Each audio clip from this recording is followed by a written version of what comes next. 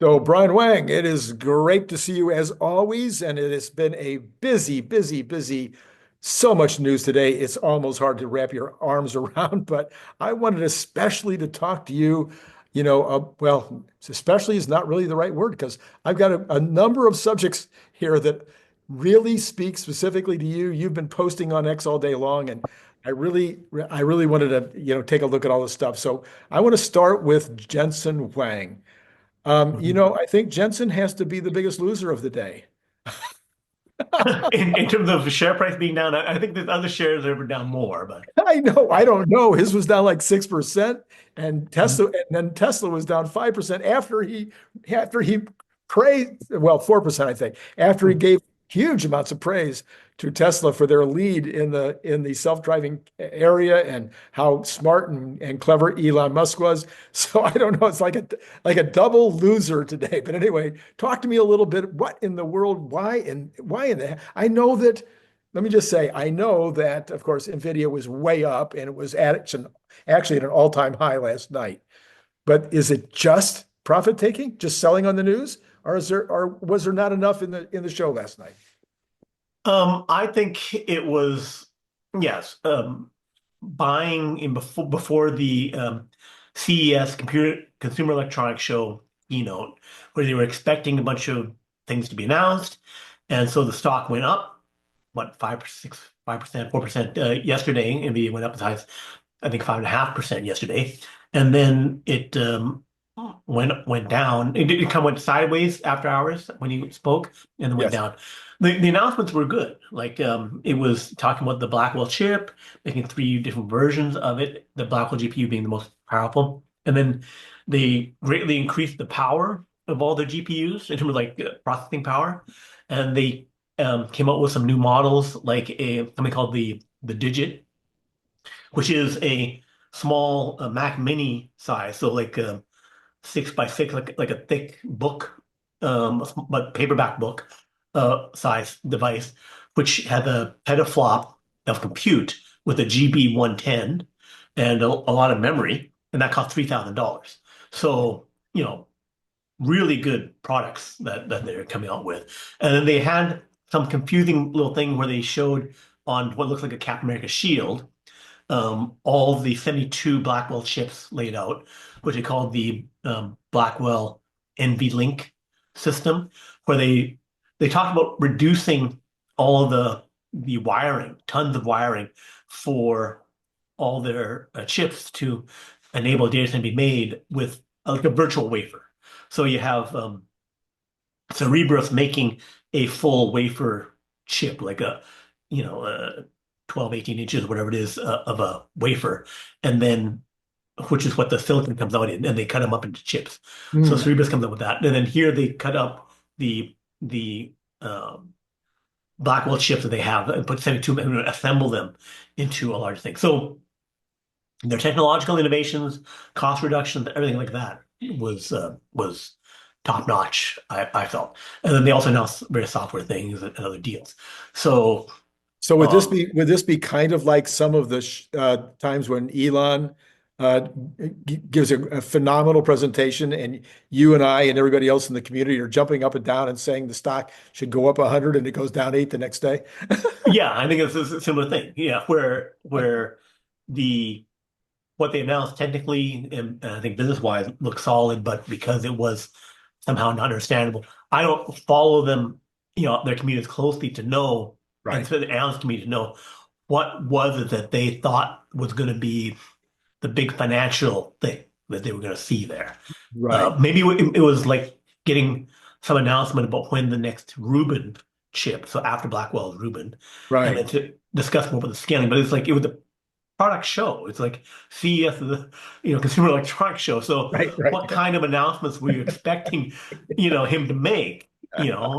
Like it's like, oh, by the way, let me stop talking about products and let me go through some financial thing. It's like Right. that is just like weird.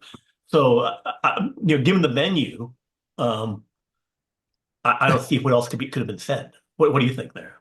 Yeah, as I watched it, now you got to remember this is so far over my head. But as I watched it, I felt like I wasn't seeing that much new. I felt like I mean, I watched, every single presentation he's made this year. I've watched all the conversations that BG2 has had on it, and the All In podcast guys have been talking, all this year about it. And I've tried my best to hang in there with all the Greek that I don't understand. But it seemed as if it was like, okay, that's great. Good job, guys. But I Mhm. think I knew pretty much this is where you'd be now. Yeah, yeah. So not as surprising. It was more a straightforward um, thing. So yeah, I'm again not following them closely enough to know like what could they have done that people were expecting. It was Right. like everything was good in terms of the GPU products and everything like that. They're saying they're still ramping. Um, Everything seemed solid on the announcement side. Um, yeah. So then it looks like more manipulation. Someone ran it up Yeah. and someone ran it down, and then selling on the news, that kind of thing. But Sure. they're still near their all-time highs. Right. So I think they're solid.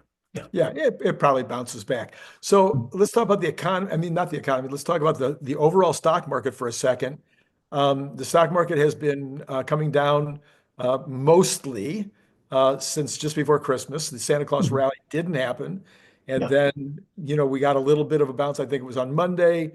I think it was up yesterday, right? Anyway, I can't. Yeah. Getting hard for me to remember because it's just been all over the place. But then took another real dive today. And my theory, and I've been talking about this for months and months and months, you may have heard me talk about it, maybe you and I have talked about it, is that the bonds are back in control. Mhm. The bond market is going up, up, up, up. It's at like 4.7 now for the 10-year.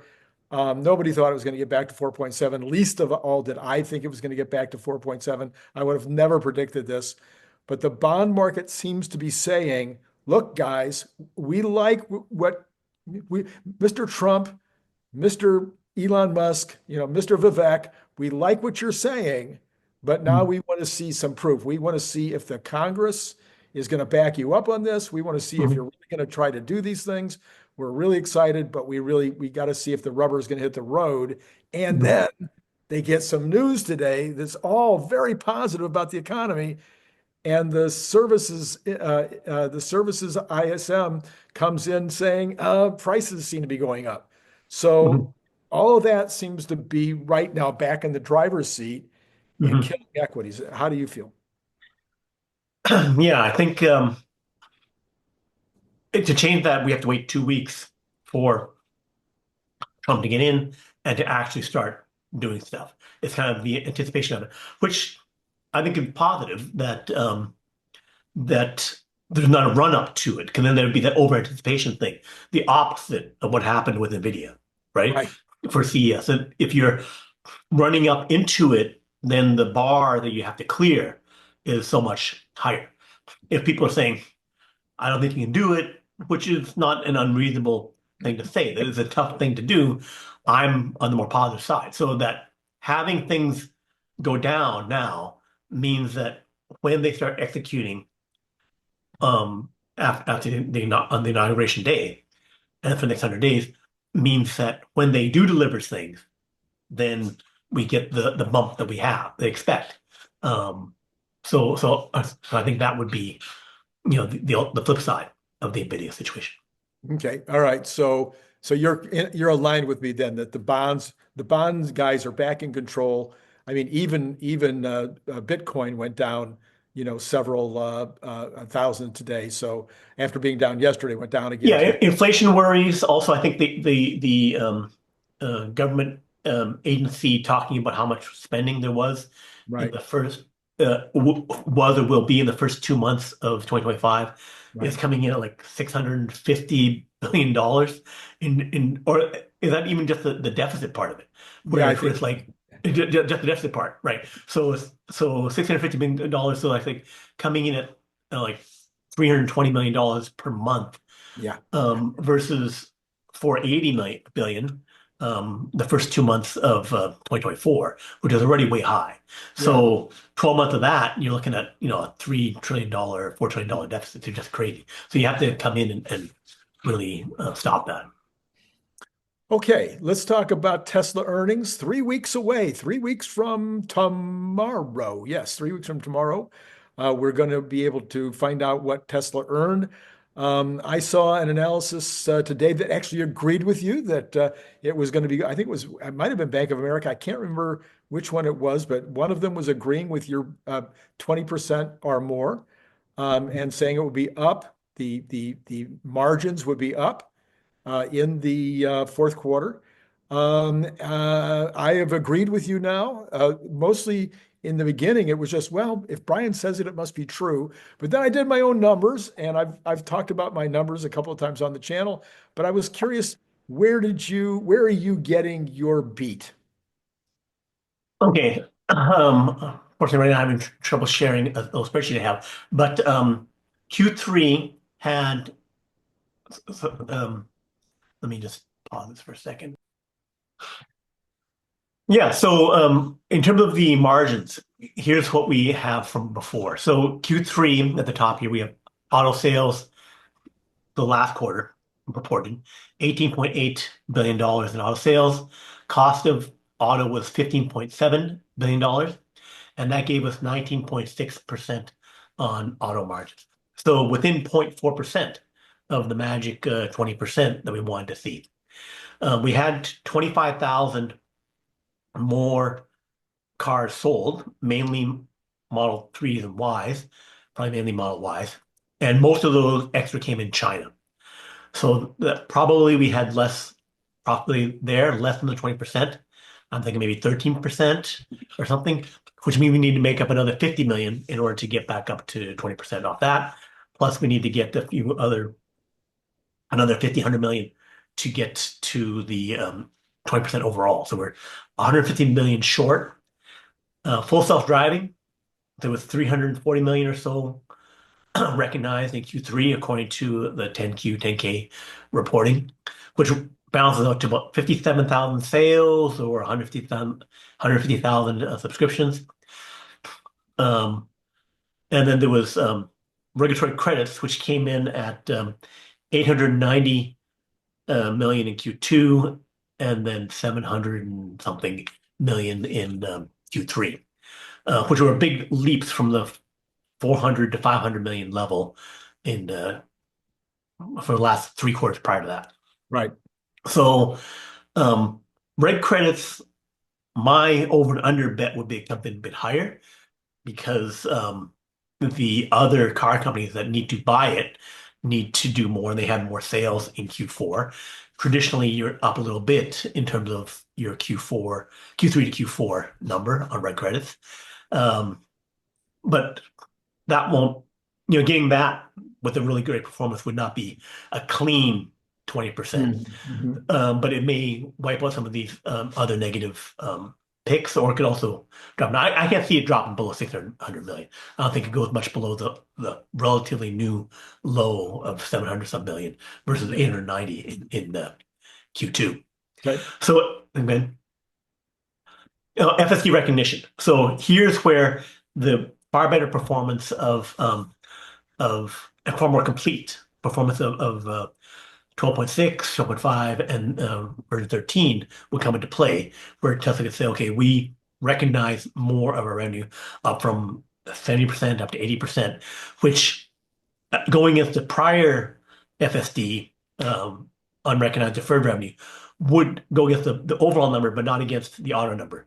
The increase in 10% would recognize more FSD in the current quarter, which if it was the same, 340 million, then we would have another 34 million from that. A small but nice number.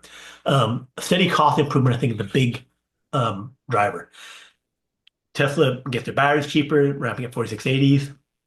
And Tesla keeps doing the best part, no part, and continue to improve. And they've had quarters where they increase or lower the cost of vehicles by $1,000 to $2,000. And $1,000 per vehicle, that'd be almost $500 million. At 2,000, it's close to $1 billion. Offsetting that big number is pricing deals and interest rate deals, the different interest, which lowers the overall cost that they can recognize. Sorry, price, the price that they can recognize for selling the vehicle. So if that's $1,000, then we'd have to have a really good number on the steady cost improvement to overcome that. Cybertruck cost improvement, I think, argues for the higher $2,000 cost reduction because it's early in the ramp.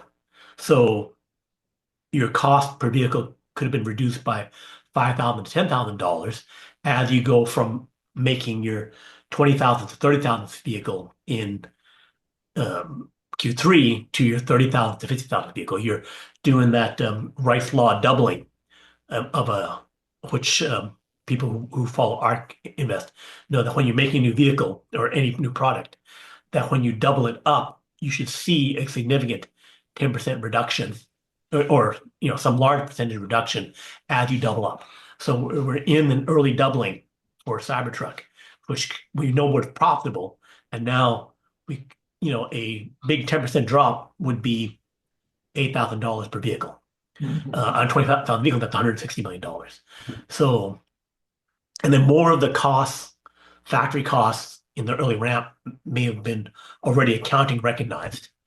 And then, so I think that could be boosting towards that. Again, we only need a little bit to get us to 20%.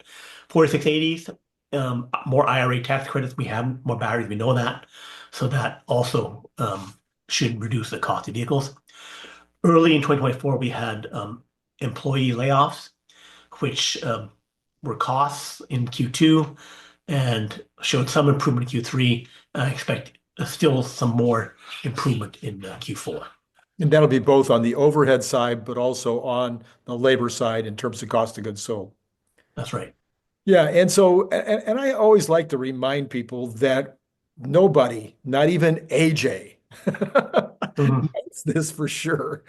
Nobody, in fact, I like to say that the accounting department at Tesla doesn't know until they get their final numbers.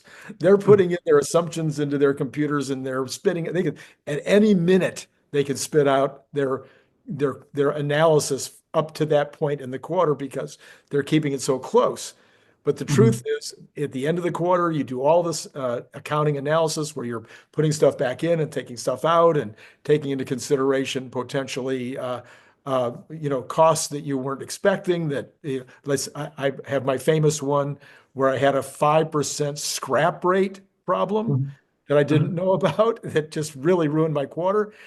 So there's all this kind of stuff that can all of a sudden pop up that you don't know until the end. But this is a good analysis based on kind of the known history, as well as some information that we can kind of guess at in terms of what happened in the fourth quarter. Will there also be some stuff related to like returns of leases, selling of used cars, all that kind of stuff? But I'm not sure if that was a significant number for that. If there have been quarters where that mattered some. Now that's a selling of used cars goes into a different category. That's not counted in this category. That's in the services. So let me stop sharing here.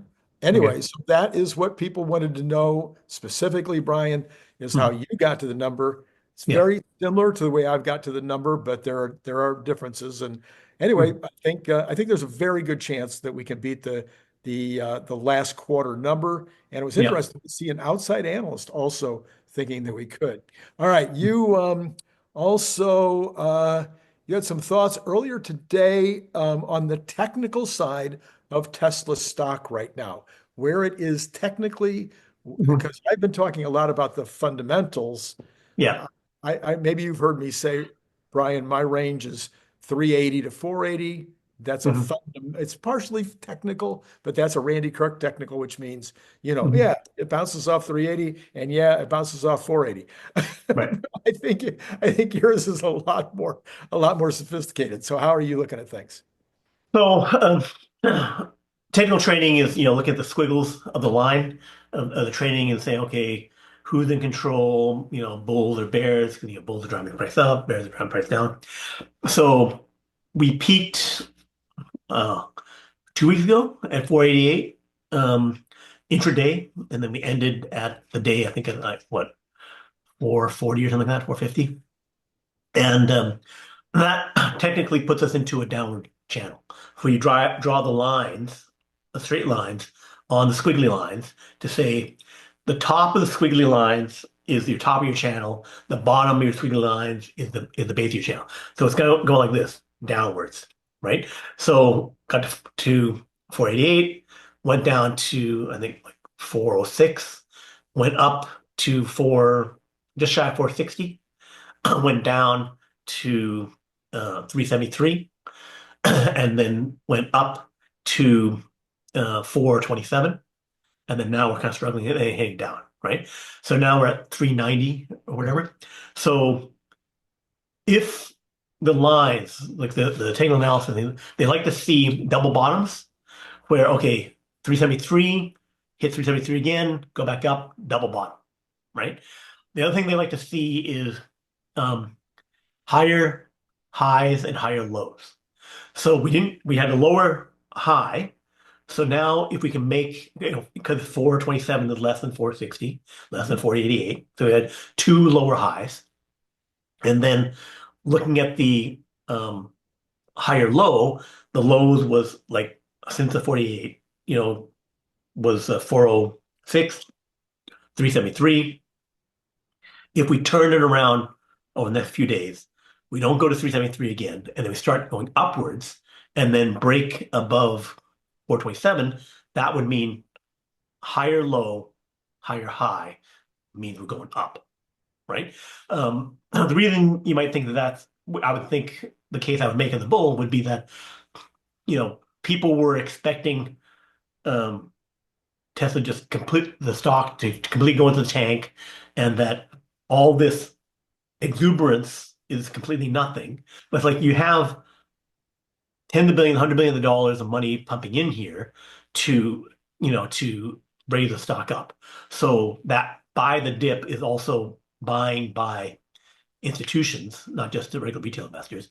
I think retail is also buying the dip, that this overall positive market, positive Tesla is something to move up. So I think that we can buy the dip. Like the previous long-term decline was when we went 2.5 years ago from 414 all the way down, lower highs, lower lows, all the way down to like 100 before turning around some and then back. So that was a really long move. I don't think we're in that situation where basically it was because, China economy was bad, interest rates were bad, all that kind of stuff. And that is not the situation that we're in. So that would argue against a long-term, constantly down channel. But once we turn around this cycle, like they're relatively close together. So say we break through 373, then the next bottom support is about 360, right? 350. So not like it's going to flush out down to whatever. It would, based on the technical analysis being true, we would firm up 360, 355, and then turn back up and then cap out at like 414 and then make another run down, right? But by then, this duration would be getting close then to the inauguration and then close then to the earnings on the 29th, in this next cycle. So if we don't pick up until then we could have a down to 360 and then turn back up and then break new highs when something good on earnings comes out, right? So I think that's what we're looking at. All right. So so now if we turn to the fundamentals instead of the technicals, I've been making the claim also that the Juniper, which apparently is going to come out at the beginning of February. We thought maybe it was going to come out at the beginning of January, but now it looks like all the rumors are saying beginning of February. That, on the one hand, you might think that Juniper would have a really big impact on the sale price if it looks good, and it will, I'm sure it will. That would pop the stock. I'm saying that if we're sitting at 480, 460 even, 480, 500, if we're already in those kind of high numbers, that we might not get much of a pop.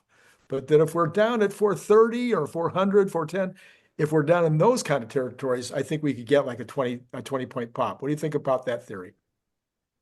Yeah. So if the more the stock is down, the easier it is for more positivity to have an impact. So I agree with that kind of sentiment. Yeah, and Elon said today, he reiterated, he said that, Tesla employees right now are driving unsupervised vehicles, right now are driving unsupervised vehicles, and reiterated that they would be commercially available later this year. So that sounded pretty positive, and he was not in a giggly mood. It was more matter of fact. Right. So I think everything indicates that we're getting very, very close. We're going to get even more versions of it, 13.3, 13.4, and the rate of improvement, I don't think will slow down.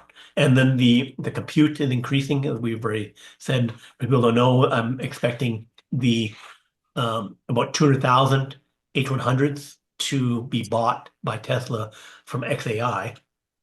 XAI will have trained up.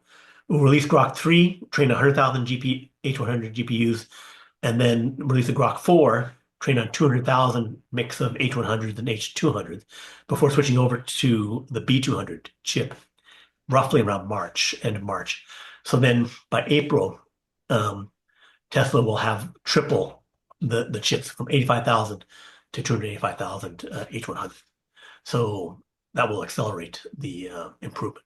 And I don't know if you heard today also, I mean, it's crazy that the stock was beat down because it was also announced by Tesla today, or maybe it was by Elon, that Grok will be on the vehicles shortly. Right.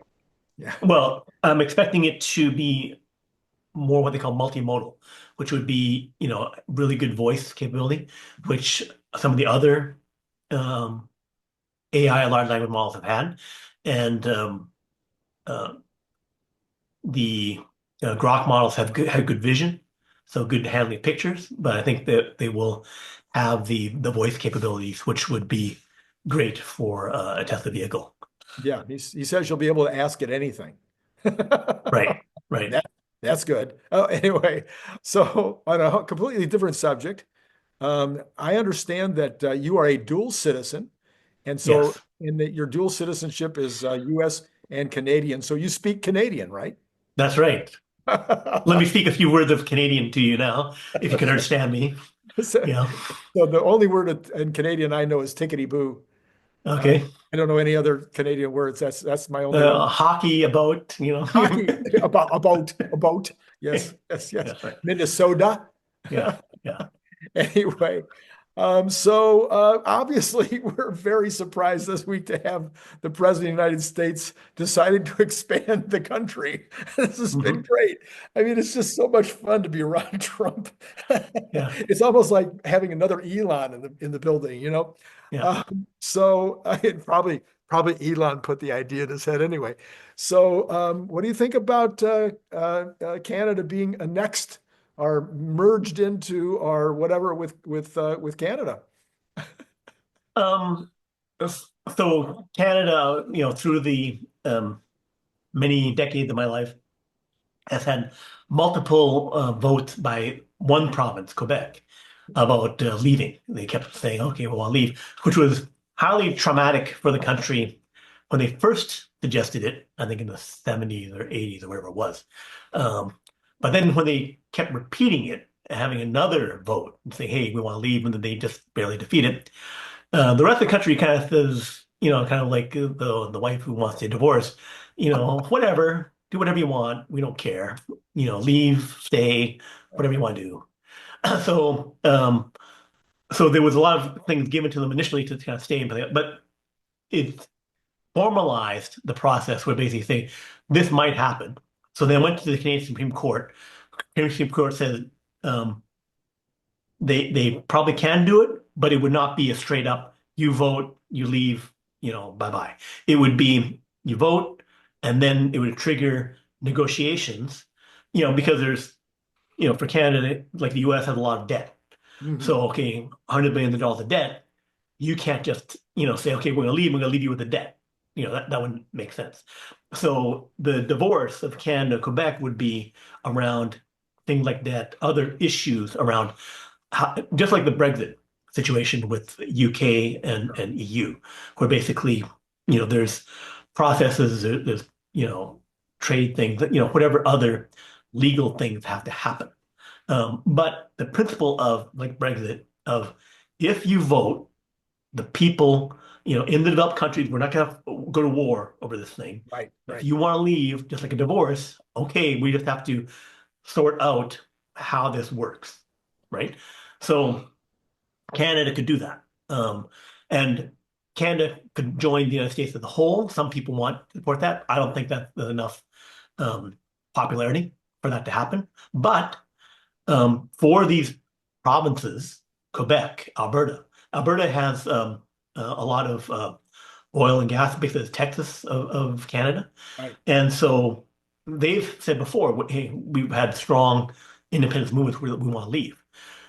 If the US says you can leave and you can kind of join us, not necessarily as a full state, but we can make a territory. We can also create something like a American Union, like the EU, European Union, mhm, where France and Germany, the EU, France, and Germany said, okay, let's after World War II and stuff like that, and we keep going to war. Why don't we just create an economic union? We get the economic benefits, but we don't really go to full conquering. right, Just people just sign stuff over because hey, we want to have better bonds and better trade and all this kind of stuff and better currency. So the U.S. could do that and offer an American Union. So not really a territory and stuff, not really voting, but then getting the benefits of resources and other things to happen. So I could see the Yukon, Northwest Territories. They switched that to Inuvik or something like that. So the three territories, each with about 40,000 some people, 40, 50,000 people, each is about the size of Alaska up at the top there. They could come over to the United States because they say, hey, our development is not that good. Our development could be as good as Alaska's. Why should we stick with you guys if you're kind of ignoring us, right? Alberta could say, hey, we could get better with oil and gas. We could get in all the um, um, UN, NATO, all that stuff because we're under the US umbrella. And if we have a relationship where it's not, it's politically expedient to do it, then the US could have an expansive thing to get more economic benefit of like, because the US is the biggest economy in the world, they're getting all this benefit to all the other countries. They could say, Trump could say, I want America first. Let's do a deal and we can make a new one to make it look good, where countries could get the benefits, we get the benefits, and it's everyone wins. So that's something that I can see him choosing to do, and I can see some provinces and territories in Canada which are already thinking about leaving to right, say, hey, we could get a better deal. Why do I have to stick with Canada, where Canadian politics is dominated by Ontario? right. Canada has 42 million people, 16 million are in Ontario, Okay. almost 9 million are in Quebec. So if I dominate the two central provinces, I can ignore the rest of Canada. Right, right, right, So that was always a complaint for the Eastern Island provinces and for the four Western provinces that, hey, we're getting screwed over. right, So, right. Yes. Kind of like the reason why we still have what do you call it, an electoral college in the United States because Montana would be ignored as well. yeah, so the thing would be like if California had 100 million people out of Yeah, 300 some million, and and Florida or Texas each had like 70 million, right? Then how much would the other states be getting? They would be getting far less, right? So that kind of um, imbalance of population power is a problem in Canada. right. Okay, so now you have a lot more to say about Greenland. Greenland Yes. is something you've posted a lot about today. You think Mm. this would be a pretty smart deal? Yeah, I think it'd be great for the people of Greenland, which are mostly actually uh, Inuit Eskimo type people. Um, and then there are some people from of Norse or Denmark type people. They only came back in the 1700s, and the people of Greenland have gotten autonomy. They in 1979 they got the right to self-govern. So that didn't mean they could break away, but they got the right to self-govern. And then 2009 they got the right to declare independence they want to. So they can do a vote and do it. And the polling shows 64% would want to go independent. Mm. Um, so, but then 75% didn't want to do it if it was meant a drop in their standard of living. Ah, Because they do get some money from Denmark, not a huge country, also 10 million some people, 20 some million people, and then they get some money donated to them from Denmark. Um, so Denmark in 2018, their last prime minister said, just decide, what do you want to do? Are you in or you're out, right? We'll have some, we'll work things out either way, but just decide because we're kind of like like with Canada with Quebec, kind of like, hey, you guys say you want to go, what do you want to do, right?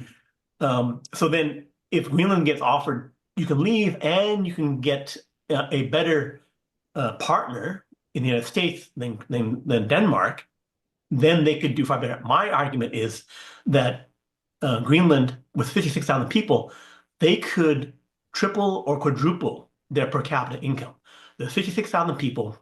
The big gains would be they have the third largest Arctic oil reserves after like Norway and the UK or something like that. And so, but they hadn't been developed. Denmark didn't spend the money to do it. And also there's ice technology, but US knows how to get oil out of cold areas like Alaska. Um, there would be a lot of tourism. Their tourism is about like $200 million, and then that could be like more like the $5 billion of Alaska by increasing that. The U.S. could put a military base there, a large one, 25,000 people, comparable in size to the German base or the one in South Korea or the one in Japan. And that would be a $3 to $4 billion boost to the economy, give tens of thousands of jobs to that place. The U.S. did actually make the airports, the two airports that were made in Greenland were made when the U.S. Got Greenland after they freed it from Nazi control, 41 to 45. So then the deal was, okay, we're Nazi Germany defeated, they give back Greenland to the US and Denmark. And then the US said, okay, yeah, we'll give it over to you. But before they did, they made two airports and they had some stuff there while they were using it as a base to get into to Germany.